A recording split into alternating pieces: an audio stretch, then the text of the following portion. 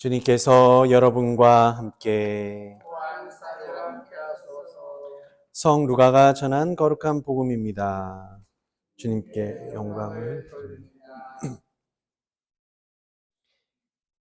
군중이 계속 모여들고 있었다. 그때 예수께서는 이 세대가 왜 이렇게도 악할까 하고 탄식하시며 이 세대가 기적을 구하지만 요나의 기적밖에는 따로 보여줄 것이 없다.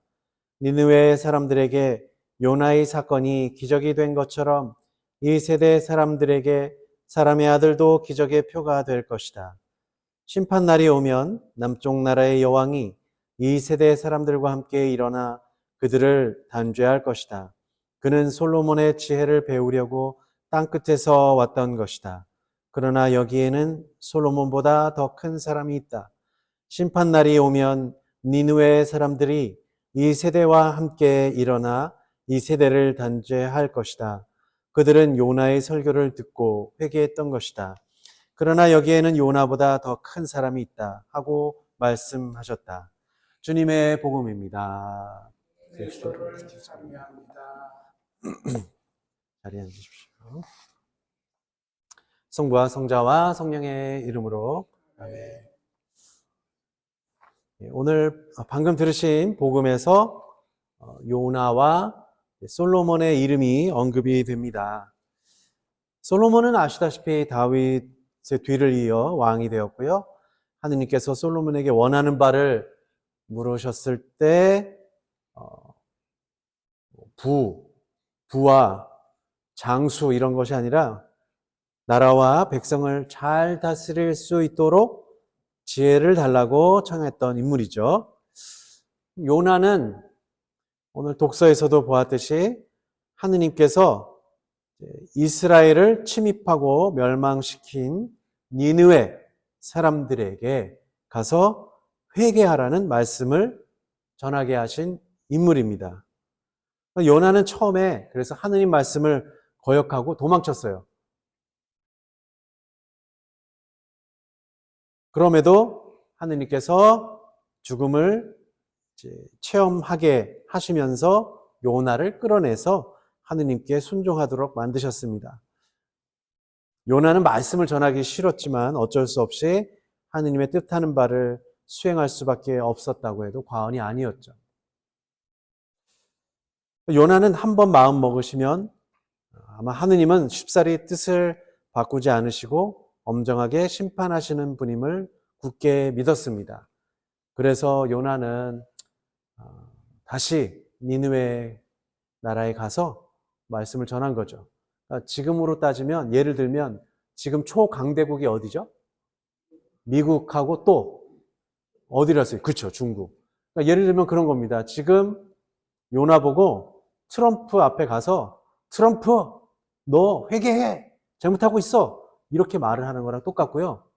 시진핑한테 가서 당신 너무한 거 아니냐고 하면서 이렇게 따져 묻는 거랑 똑같은 일이에요. 비슷한 거예요. 그런데 그러니까 예를 들면 이제 적국의 수도에 가서 식민지 땅에 어떤 사람이 가서 그 나라 사람들에게 회개하지 않으면 나라가 망한다 이렇게 전하는 거예요. 그러니까 말하자면은 일제시대 때 일본 사람들한테 가서 도쿄에 가서 너희들 회개하지 않으면 망한다 이렇게 말을 전하는 사람하고 같습니다.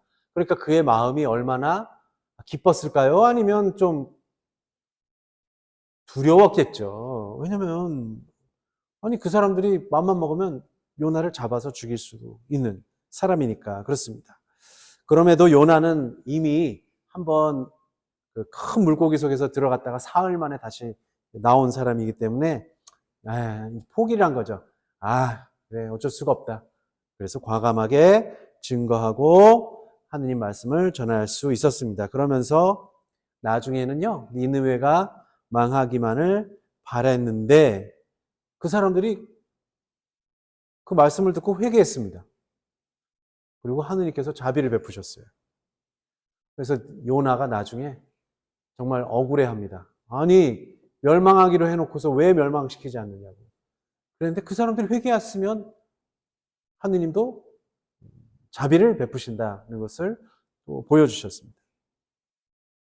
오늘 복음에서는 예수님께서 왜 솔로몬과 요나보다 더 큰 사람이다라고 하실까요? 요나도 그렇고 요나는 불가능한 일을 한 거긴 하지만 예수님께서는 그들보다 더 큰 사람이다라고 하시는데, 당연히 우리는 지금 생각해보면 그리스도니까 그리스도께서는 비교 불가한 분이시다라고 여길 수 있습니다. 그보다는요, 예수님은 먼저 하느님의 뜻이 그대로 이 땅에 내리시기를 청하셨던 분이에요. 그리스도의 어떤 인간 예수의 지혜가 아니라 하느님의 지혜가 이 땅에 내려오기를, 그래서 이스라엘 백성만이 아닌 온 인류에게 내리시기를 바라기 때문에 솔로몬보다도 훨씬 큰 인물입니다. 당연히 그렇죠.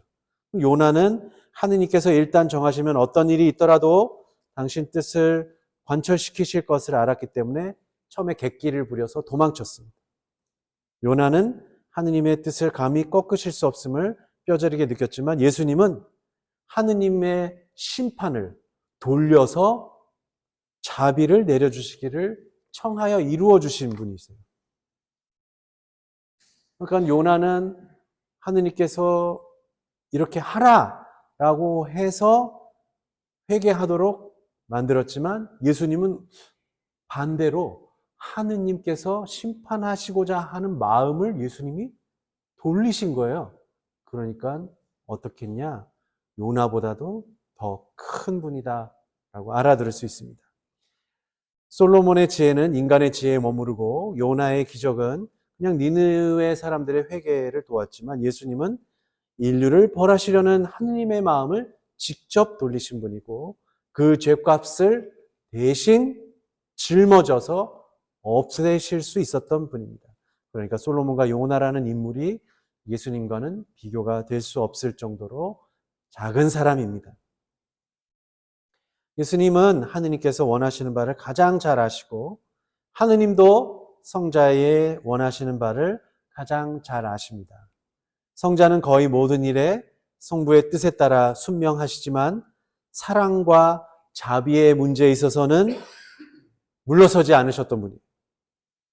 분명 인간적인 죽음을 예수님도 맞이하시겠지만 그 죽음으로 하느님의 진노를 사라지게 만들어주셨던 분이에요. 예수 그리스도만이 그 일을 감당하실 수 있습니다. 예수 그리스도만이 그 일을 감당하실 수 있었고 감당하실 수 있고 감당하실 것입니다.